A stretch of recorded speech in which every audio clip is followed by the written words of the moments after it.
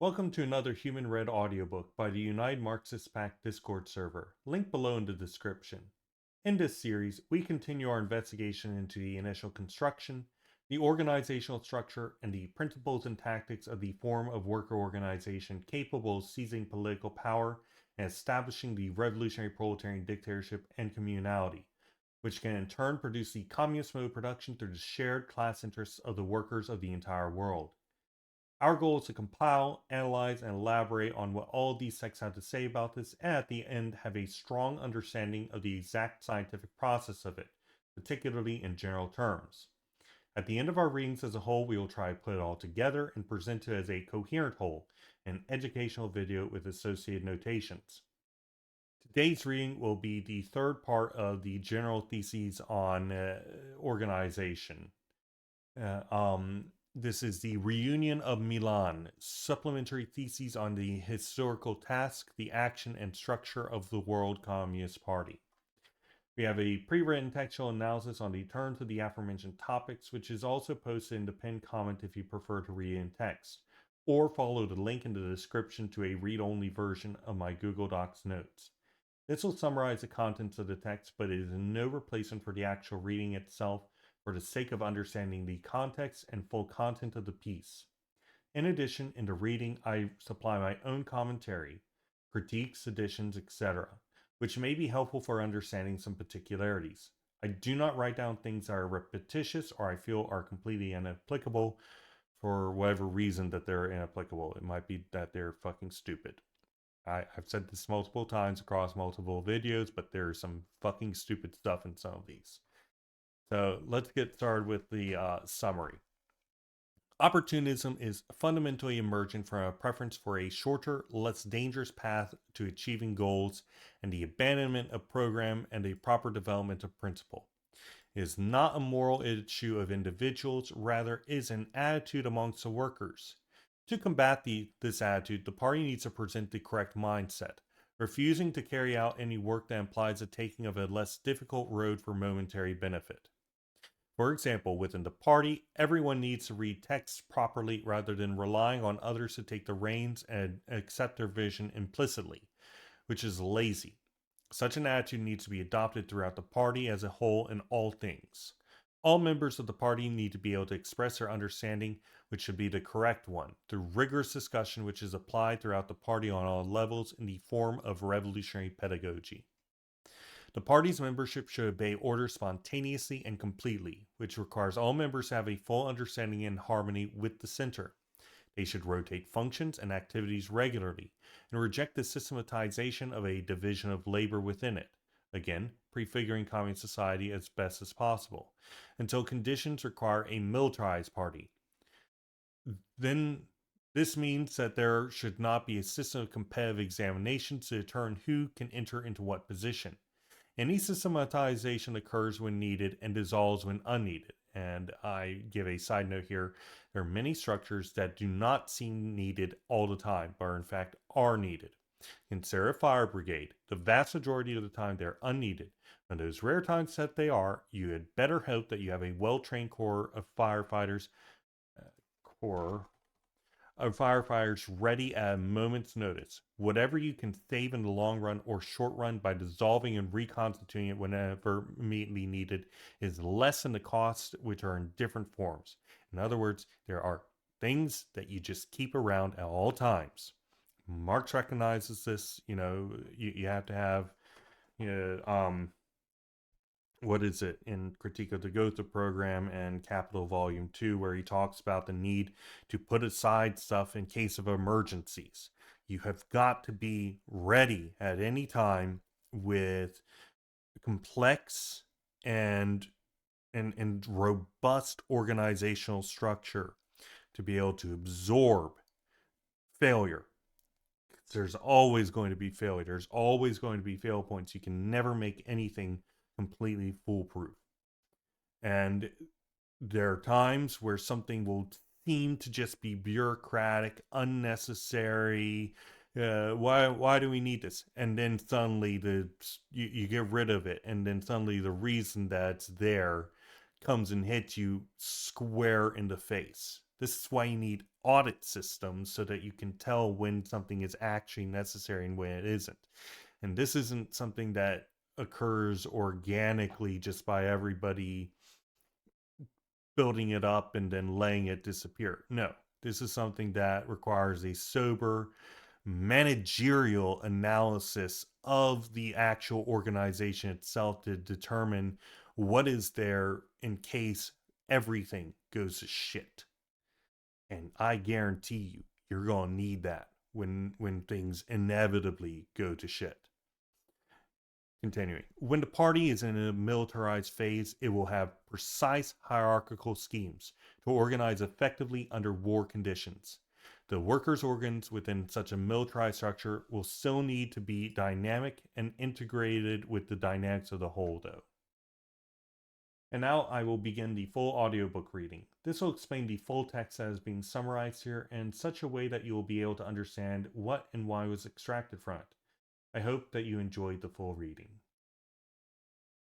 The International Communist Party, Supplementary Theses on the Historical Task, the Action, and the Structure of the World Communist Party, Theses of Milan, April 1966. Starring 1. The Theses of Naples vindicated the continuity of the position since more than half a century ago are the Communist left's heritage. Both their understanding and their natural and spontaneous application will never come from consultation of codes, articles, or regulations, and they won't even be secured. According to the praxis we had as a goal, and which we finally adopted by numerical referendums of assemblies, or, even worse, by colleges or judging courts dissipating all doubts of less enlightened individuals. The work we are carrying on, in order to achieve such difficult aims, cannot be successful if we don't utilize the abundant historical material arising out of the lively experience made by the revolutionary movement is long historical cycles, which we actually prepared and made known through an assiduous common work before and after the theses publication. 2.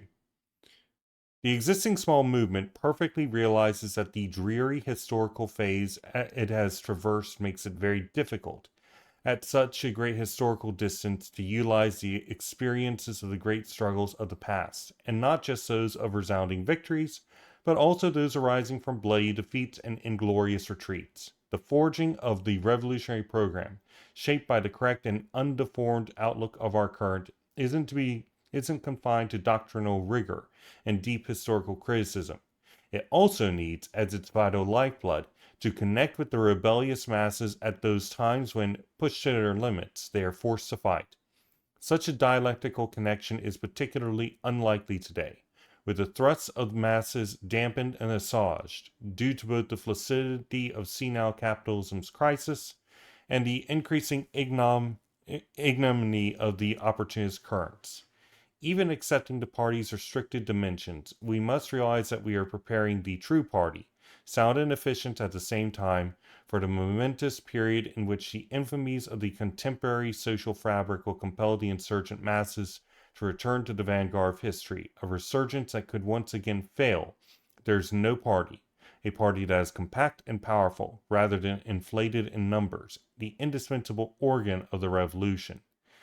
Painful as the contradictions of this period are, they can be overcome by drawing the dialectical lesson from the bitter disappointment of times past, and by courageously signaling the dangers that the left warned about and denounced as they appeared, along with the insidious forms in which the ominous opportunist infection reveals itself time and time again. Okay, so in short, essentially, look at the past, both the victories and the failures. The party needs to have the right people and whatnot, and essentially,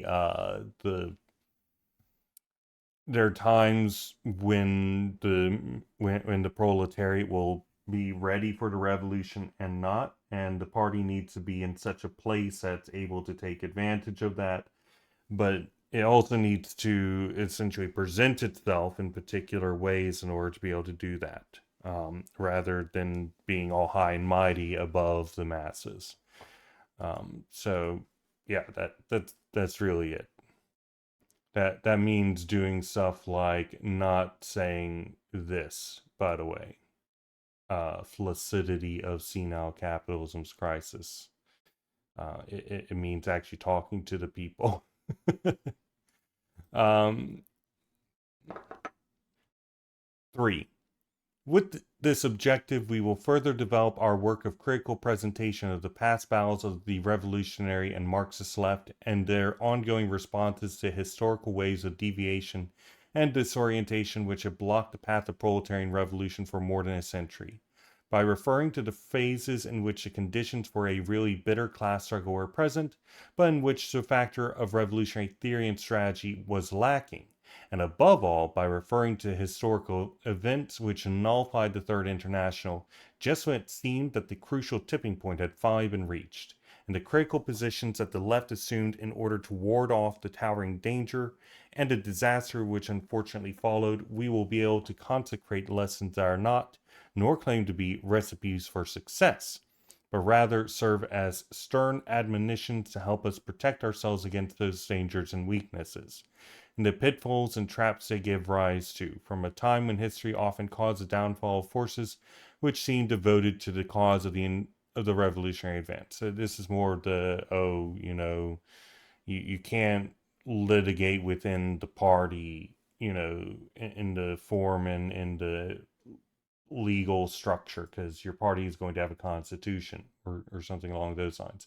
Actually, no, they say no constitution for these for whatever reason.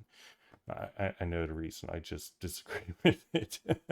um, that you can actually defeat these sorts of things. Yes, fractions or factions or whatever you want to call them, those can't be removed just by making a constitution against it. But I can tell you right now that, you know, building up structures internally in order to combat them most certainly does have an influence and help avoid it becoming a problem. But there's nothing new here. I'm not going to bother putting this in here. Okay, so 4. The brief exemplified points that follow are not to be seen as directly referring to errors or difficulties that may menace the present day work. They only want to be another contribution to the handing over of past generations' experience, built up in a period when already there existed a very good restoration of the right doctrine, proletarian dictatorship in Russia, work of Lenin and of his followers in the theoretical field, foundation of the Third International in the practical field, and the revolutionary battle of communist parties with the wide participation of the masses, was in the whole world like an Italy in its full course. Those results play today with a strong phase shift, quote unquote, in the historical and chronological sense, but their correct utilization still remains a vital condition, both today and in the certain and more futile tomorrow. Fertile tomorrow, not futile. Wow, okay. 5. A fundamental feature of the phenomena that Lenin named, branding it with a red hot iron with a term that is also in Marx and Engels, opportunism, is a preference for a shorter, more comfortable, and less arduous way to the longer, uncomfortable one fraught with difficulties, on which alone the matching of the assertion of our principles and programs, that is, of our supreme purposes, with the development of the immediate and practical action in the real current situation may take place. Lenin was right when he said that the tactical proposal of renouncing from that moment, end of the First War, electoral and parliamentary action should not be supported by the argument that communist and revolutionary action parliament was tremendously difficult, and much more difficult were both armed insurrection and the following long-lasting control of the complex economic transformation of the social world, violently torn away from capitalism. We maintain being all too evident that the preference to using the democratic method derived from the tendency to choose the comfortable rights of legalitarian action rather than the tragic harshness of illegal action, and that such a praxis would not have failed in leading the whole movement back into the fatal social democratic error, of which by heroic efforts we had just come out. We knew, like Engels, we knew like Lenin that opportunism is not of a moral or ethical nature, but instead indicates the prevailing among workers, as Marx and Engels noticed in 19th century England, of positions proper to pay bourgeois middle strata, and more or less consciously inspired by the mother ideas, for example, social interests of the ruling class. Lenin's powerful and generous position on parliamentary action, in order to support the violent destruction of the bourgeois system and of the democratic framework itself, by substituting to it the class dictatorship, instead gave rise under our very eyes to subjection of proletarian MPs to the worst influences of paid bourgeois weaknesses, resulting in repudiation of communism and even in venal betrayal in the service of the enemy. Such an historical examination carried on in the space of an immense historical scale, though it may seem that such a broad generalization is not contained in Lenin's teachings, as he was like ourselves a people of history, warns the party to avoid any decision or choice when suggested by the will to obtain good results with less worker sacrifice. Such a feeling may seem innocent, but well represents the slack nature of the pay bourgeoisie and obeys the fundamental capitalist norm of obtaining maximum profits at the slightest cost. All right, we're going to add this. I'm going to say some stuff after doing some quick notes about it. All right, so opportunism is defined as preference for the shorter, less dangerous path to achieving goals and abandonment of principle and program. It's not a moral issue among individuals, but is an attitude amongst the workers, which they say can be produced out of the ways that the party directs the workers to engage in. The party should not carry out any work that implies the taking of a less difficult road for momentary benefit. Here's the thing, though. The determination of more or less difficult road is fundamentally based on what forces you have. You have to know yourself, and you need to know your enemy. If your party is weak, and let's just face the facts, the party is continually weak until conditions allow it to be strong.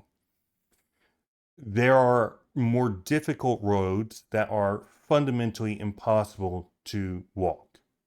It doesn't matter how strong you are in these cases. It's just fundamentally impossible to walk.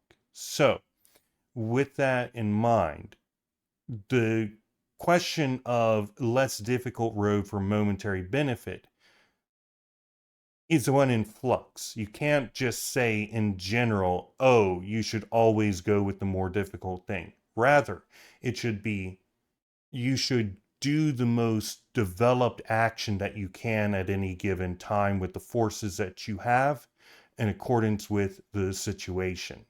The road is the road is determined externally, but what you can do is determined internally. And that's why this entire section right here, where they're talking about Lenin, right? They recognize that he's right for saying that, but then they go in and they say, oh, well, even though he was right for saying that, it created opportunism within the party because they had a conception of legalitarian action. This recognizes this section where I'm talking about the need for, the party to recognize its limitations at a given moment and take action despite those limitations. But then it goes in and says, well, he shouldn't have done it anyway, right? This isn't the way to go about it. You need to recognize the circumstances, and that's the continual thing. And they also do this regular critique of the maximalists or whoever they were, who essentially had they said only accept the maximum, don't accept anything else. I don't really know much about them. It isn't explained in the text that we've read, but it's kind of similar to that in a certain sense. Maybe. I don't know the platform of the maximalists. Anyway, continuing.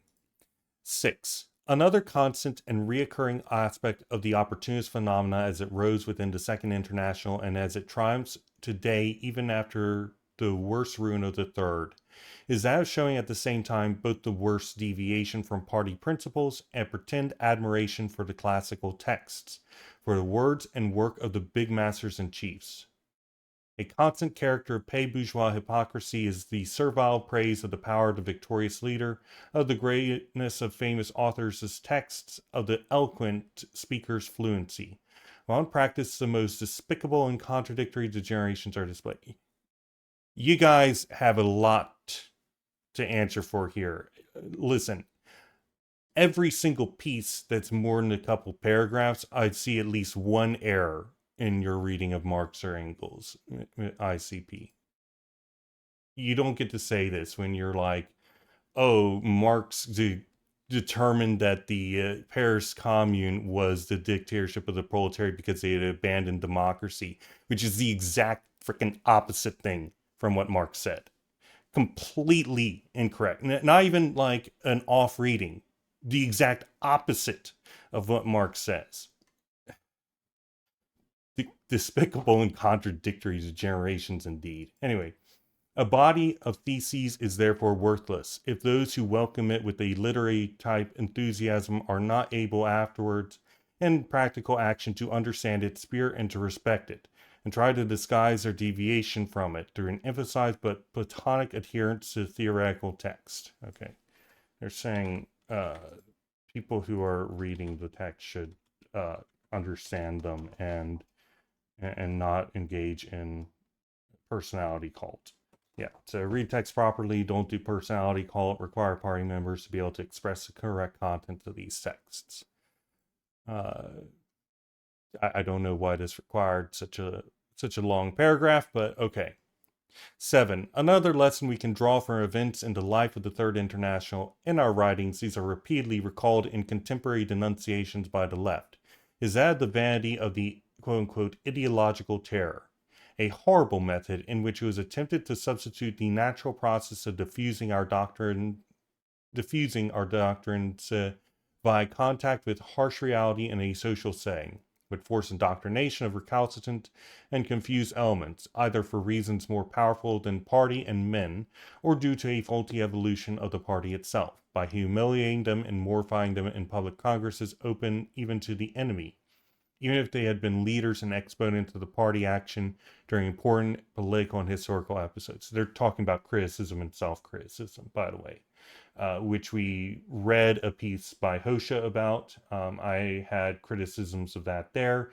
We'll eventually go back and read some previous things on that. Criticism and self-criticism is a powerful tool. I'll just put that out there. I think it's important to have. But indeed, as they're talking about here, this is in fact the way that it was used. It was twisted. Its ability to actually, help the party ended up turning on it and hurting it. And it ended up being, as they say, an ideological terror. Think about kind of less active, how I put it, oh yes, the struggle sessions within the Cultural Revolution. It's kind of similar to that, but not really. Anyway, because there's more formalization to the actual criticism and self-criticism. It became customary to compel such members, mostly with the threat of demotion to less important positions in the organization's apparatus, to publicly confess their errors, thus imitating the fideistic and pietistic. Depends on faith or revolution, okay? Or pietistic. Yes, so okay. Methods of penance and mea culpa. By such totally Philistine means as these, smacking of bourgeois morality, not a single party member ever improved, nor was a cure found for the party's impending decadence. And one thing that I want to say, which is fairly common on this server as well, somebody will say the wrong thing in terms of word usage, and people jump on to them for that. And you're constantly having to do that. You're constantly having to deal with the fact that people are they have ideology, they have vocabulary, they have all these different things of the previous order. And there are people who are looking to remove that. And it's a good thing that people are looking to remove that. The problem is when that makes it so things are unable to happen, and especially when it essentially ends up making it so people who are fully willing and desire to improve find themselves having to defend themselves and essentially turtle up rather than a revolutionary education. Which is why later, eventually, we'll get to essentially revolutionary pedagogy and the processes for that, which hopefully we can apply within organizations rather than, just demanding people read stuff and understand it. It doesn't work. Okay. Within the Revolutionary Party, as it moves inexorably towards victory, obeying orders is spontaneous and complete, but not blind or compulsory.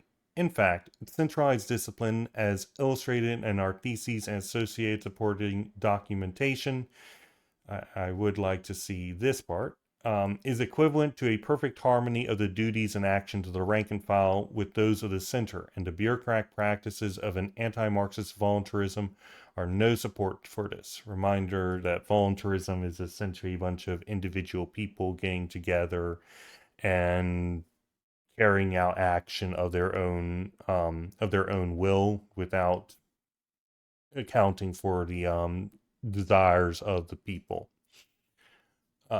That's a poor way of putting it, but basically that. The blankists would be a good example of opportunists, or excuse me, voluntarists. Continuing, the importance of this lesson is the correct outlook of organic centralism is pointed out by the tremendous memory of the Confessions, which the great revolutionary leaders were compelled before being killed in Stalin's purges, and of the useless self-criticisms, to which they are forced by the blackmail of being expelled by the party and dishonored as sold to the enemy.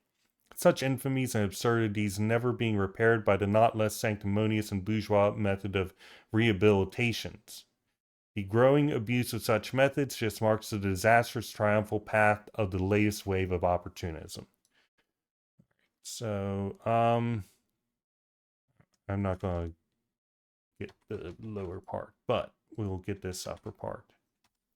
So criticism and self-criticism can backfire totally, and we need revolutionary pedagogy instead. The Revolutionary Party's membership should obey orders spontaneously and completely, which requires full understanding and harmony with the center.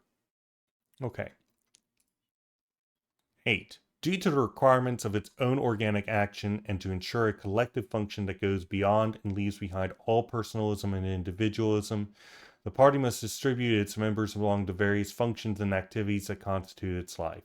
The rotation of comrades in such functions is a natural fact which cannot be regulated by rules analogous to those concerning the careers within bourgeois bureaucracies. In the party, there are no competitive examinations in which members compete for ever more prestigious positions and a higher public profile. Rather, we aim to achieve our goals organically. This has nothing to do with aping the bourgeois division of labor, but rather a case of the complex and articulated party organ naturally adapting to itself to its function. We know well that historical dialectics leads all fighting organisms to improve their offensive means by utilizing the enemy's techniques. In the phase of armed struggle, communists will therefore have a military organization with precise hierarchical schemes, which will assure the best results to the common action.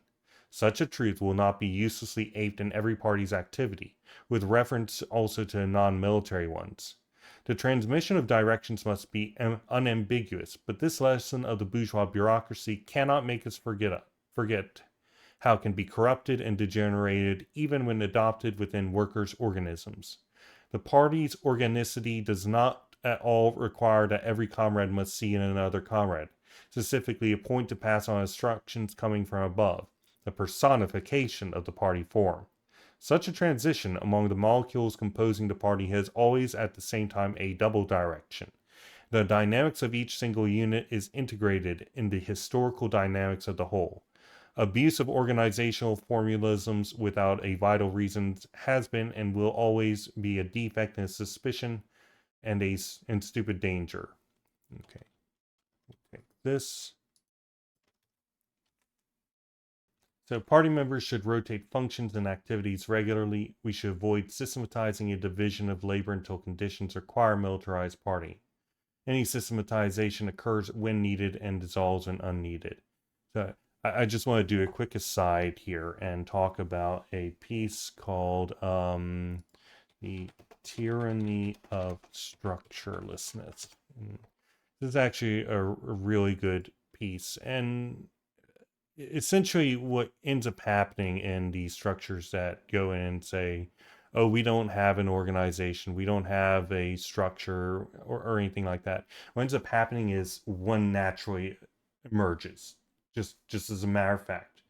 And this is really unavoidable. Even if you don't use the same words, this is full on Ingalls, on authority. It doesn't matter what words you say or if you try and avoid it. It just happens.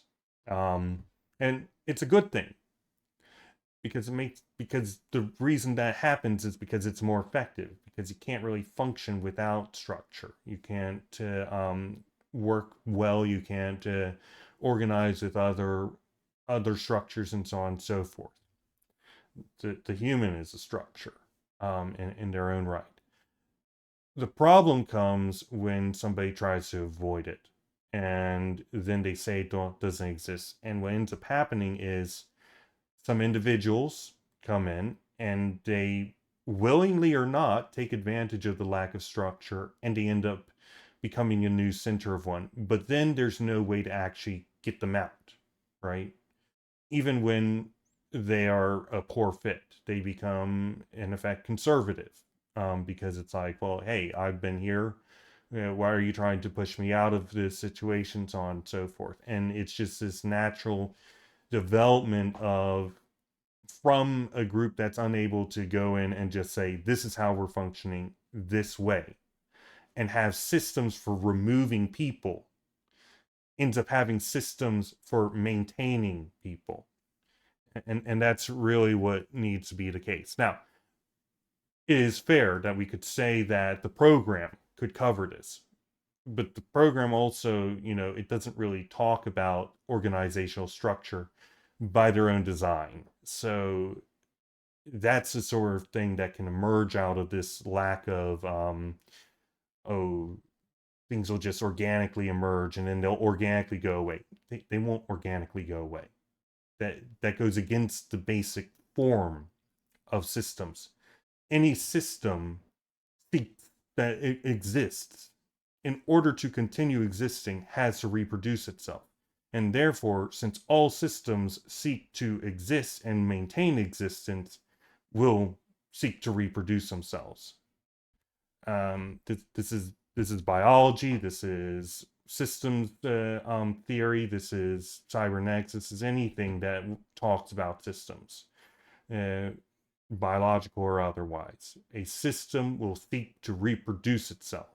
And that means that unless you have produced a system that has some way of terminating the cell in your body that resists terminating and keeps on reproducing itself like a cancer cell, you're going to end up a cancerous mess and die. It's that simple. Anyway, continuing. We should not have a system of competitive examinations.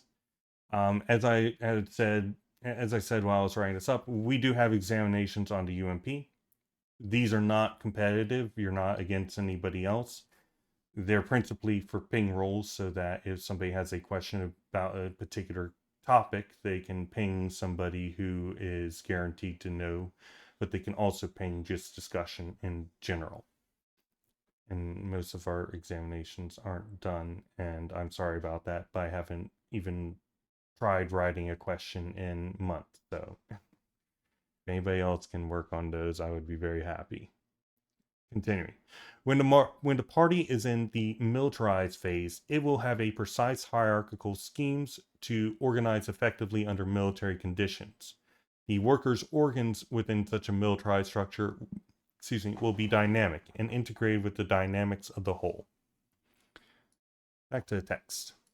9. Capitalism, the present historical form of production with its myth of private property as a right of men, that mystifies and disguises the monopoly of a minority class, needed to mark the knots of its structures and the stages of its evolution, and today's involution, with big names of growing notoriety.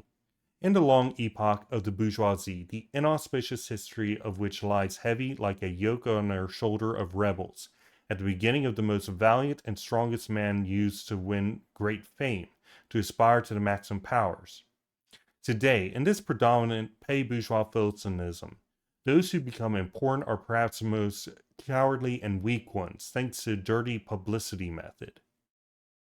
Are they talking about members of the bourgeoisie, like Elon Musk, for example? I agree that he's cowardly and weak, but yeah, this I guess is accurate. But I think that this is kind of being too kind to the past bourgeoisie. Um, they didn't have any sort of special character. It's just that I think with today's shit like Twitter, at the very least, this was before Twitter, but still, um, it was harder to have muckraking journalists or yellow journalists or people who would go in and just lie for you in the press all the time. Compared with Carnegie, I don't think that somebody like Carnegie or Rockefeller were, uh, you know, valiant and strong men who used to win great fame and to aspire to maximum powers with their genius. In fact, I think it was absolutely not the case. I think that they were just the same as people like Elon Musk. They just happened to be better capable at the time of buying the press. And today's bourgeoisie, like Elon Musk, are fucking morons who post on Twitter all day. And everybody can see their inner thoughts, and they're too proud and too thoughtless to think about going in and having a ghostwriter write in their name for them, which is probably far and away the better choice if they can swing it. Anyway, amongst that's not anything to do with this text, but I just want to put that out there. Capitalists themselves have not gotten less stupid, or sorry, have not gotten more stupid. It's just the yeah. Anyway, amongst the many tasks within the party's difficult brief is its current effort to free itself, once and for all, from the treacherous impulses that seem to emanate from well-known people, from the despicable function of manufacturing, in order to attain its aims and victories, a stupid fame and publicity through other big names. The party, in every one of its various twists and turns, must never waver in its decision to fight courageously and decisively for such an outcome, considering it to be the true anticipation of the society of the future. And that is the text, the supplementary theses of the historical party, the action, the structure of the World Communist Party. We did actually get a little bit of stuff talking about structure, the need to rotate people regularly through all functions and activities. Not that there's anything new about that. That was understood generally, if I remember correctly. I'm sure it wasn't the case of the Bolsheviks. So they were pretty much a militarized party from the very beginning. A critique of criticism and self-criticism. Some words on the character of proper reading. Opposed book worship could probably say it more shortly and also a bit better. Let's be honest here. And a little bit of a talk on opportunism. Okay. Thanks for joining the session, and I will see you